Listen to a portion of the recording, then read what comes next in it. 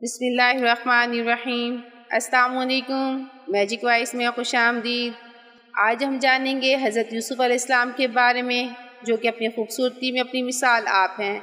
حضرت یعقوب علیہ السلام کی آپ سے محبت اور آپ کے خواب کے بارے میں، آپ کے بھائیوں کی آپ کے ساتھ حسد اور کنویں میں ڈالنے کا واقعہ، اور یہ کہ آپ کے قصے کو قرآن پاک میں احسن القصص کیوں کہا گیا ہے۔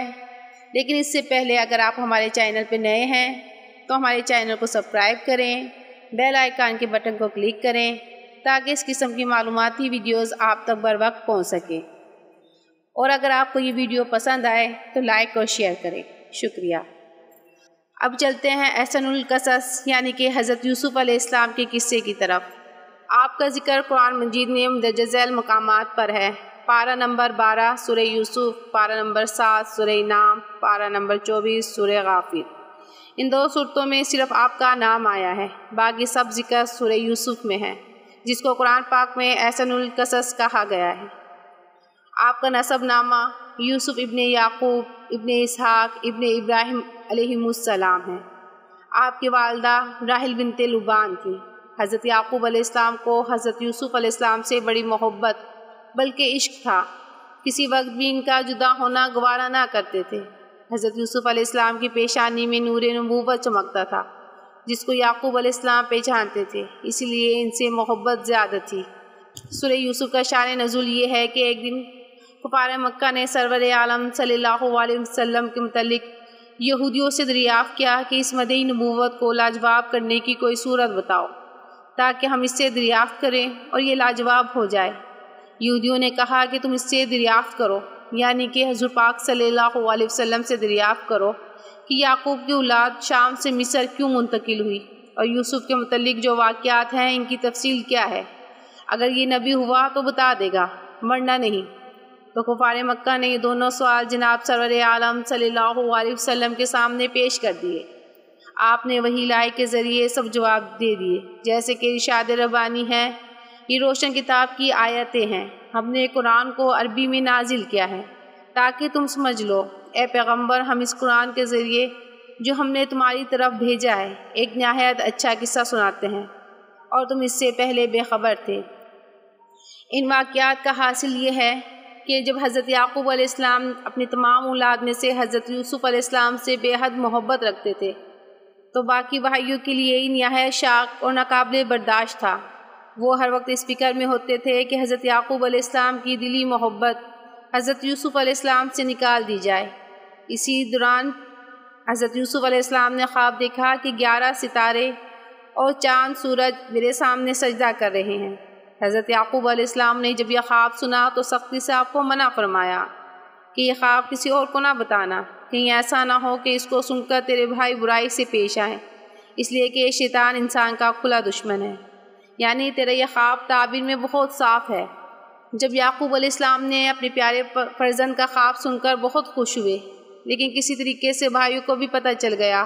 آخر شیطان نے بھائیوں کے دل میں حسد کا بیج بو دیا، کیونکہ اس خواب کا مطلب بہت ہی ظاہر ہے۔ سورج اور چاند سے مراد ماں باپ ہیں، اور 11 ستارے یہ 11 بھائی ہیں، تو بھائیوں کے دل میں حسد کی آگ زیادہ بھڑک گئی۔ تو ایک دن یوسف کے خلاف سازش کے لیے آپس میں مشورہ کیا کہ سب کام کاج کرنے والے تو ہم ہیں، اور باپ کی محبت ان دونوں بھائیوں یعنی کہ حضرت یوسف علیہ السلام و بنیامین کے ساتھ ہے۔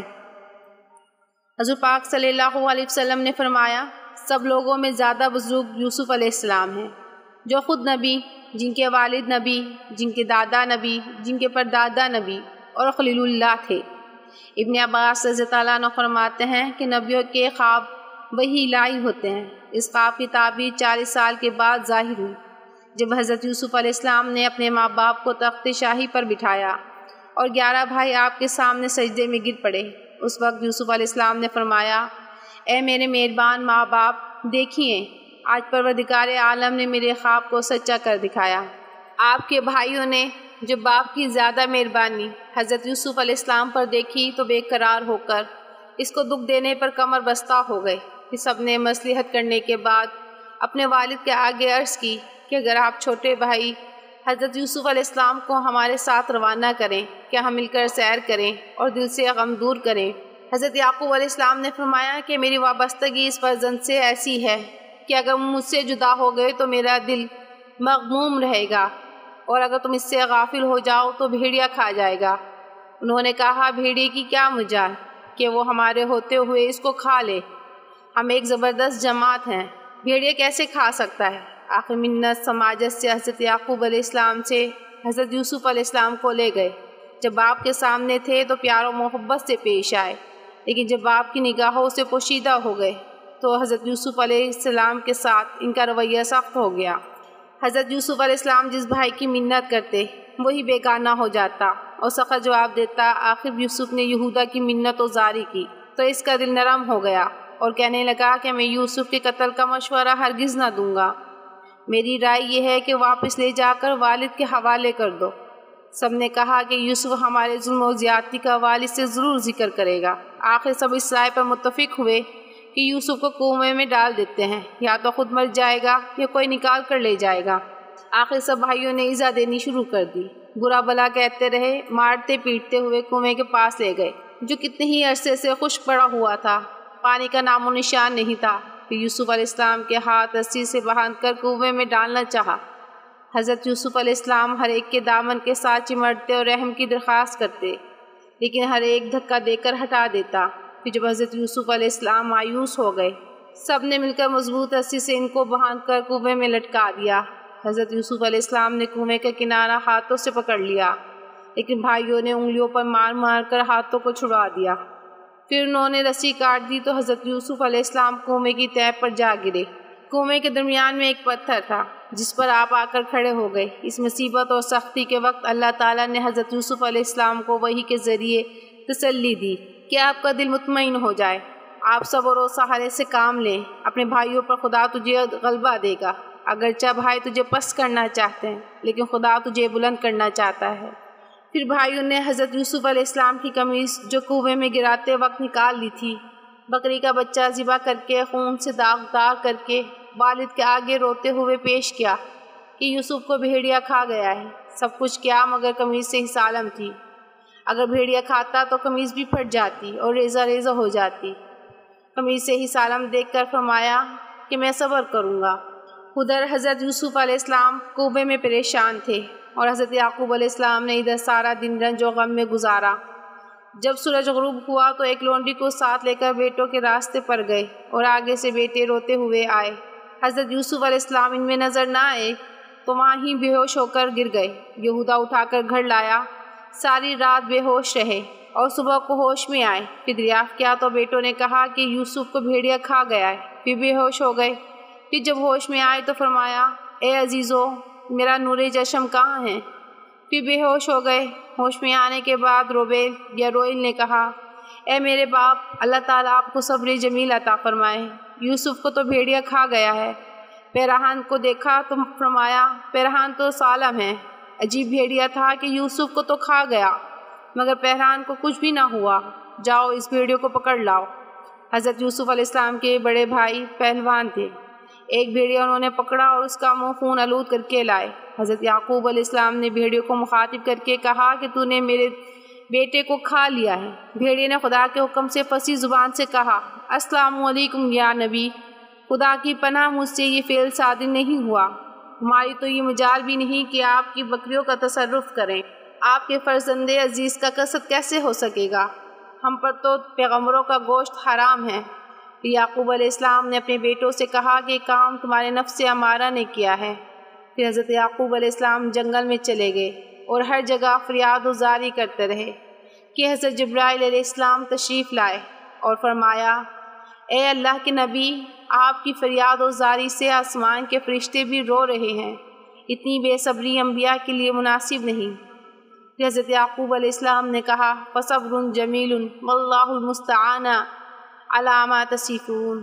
القصہ، حضرت یوسف علیہ السلام 3 دن اور راتیں کنویں میں رہے اور جبریل امین ان کے پاس آتے رہے اور تسلی دیتے رہے۔ سوداگروں کا قافلہ جو مدائن سے مصر جا رہا تھا اور راستہ بھول کر ادھر آ نکلا۔ صبح کو قافلے کے سردار نے 2 غلاموں کو کنویں پر پانی کے لیے بھیجا۔ جب انہوں نے اپنا ڈول کنویں میں پھینکا تو حضرت جبرائیل علیہ السلام نے حضرت یوسف علیہ السلام کو ڈول میں بٹھا دیا۔ غلاموں نے جب ڈول کھینچا تو دیکھا کہ ڈول میں بہت ہی خوبصورت لڑکا ہے۔ ان کے منہ سے بے اختیار یہ کلمہ نکلا، یا بشرا ھذا غلام، کہ اے بشرا یہ تو عجیب نورانی لڑکا ہے، اور ان کا دل باغ باغ ہو گیا۔ بھائیوں کو جب معلوم ہوا کہ تاجروں نے حضرت یوسف علیہ السلام کو کنویں سے نکال لیا ہے تو انہوں نے حضرت یوسف علیہ السلام کو بہت کم قیمت پر فروخت کر دیا۔ جب قافلہ مصر پہنچا تو فروخت کے وقت حضرت یوسف علیہ السلام نے فرمایا، جو کوئی مجھے خریدے گا خوش ہو جائے گا۔ پھر عزیز مصر نے آپ کو خرید لیا، اور عزیز مصر مسلمان تھا۔ تقریباً 2000 سال قبل مسیح سے مصر تہذیب و تمدن کا گہوارہ سمجھا جاتا تھا۔ حضرت یوسف علیہ السلام میں غلام کی حیثیت سے مصر میں داخل ہوئے۔ جب قافلے والوں نے حضرت یوسف علیہ السلام کو مصر لے جا کر فروخت کرنے کا اعلان کیا تو لوگوں نے بڑھ چڑھ کر قیمتیں لگائیں، یہاں تک کہ حضرت یوسف علیہ السلام کے وزن کے برابر سونا اور اسی قدر مشک اور ریشمی کپڑے قیمت لگ گئی، لیکن یہ دولت اللہ تعالیٰ نے عزیز مصر کے لیے مقدر کر دی تھی۔ قیمت میں ادا کر کے حضرت یوسف علیہ السلام کو خرید لیا۔